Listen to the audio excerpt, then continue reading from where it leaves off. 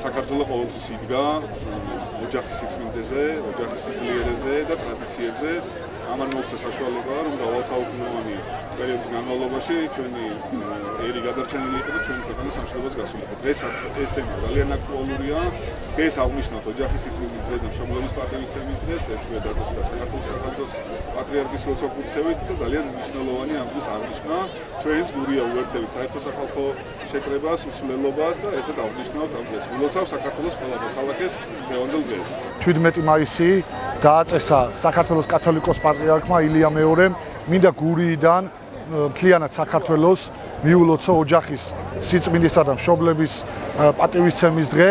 ეს დღე არის ყველაზე მეტად ქართული და კიდევ ერთხელ მთლიანად საქართველოს ულოცავ დღევანდელ დღეს. გილოცავ დღევანდელ დღეს. ვფიქრობ ქართველებისთვის ოჯახი ყველაზე მნიშვნელოვანია და მოხარული ვარ რომ შევუერთდი დღევანდელი დღეს.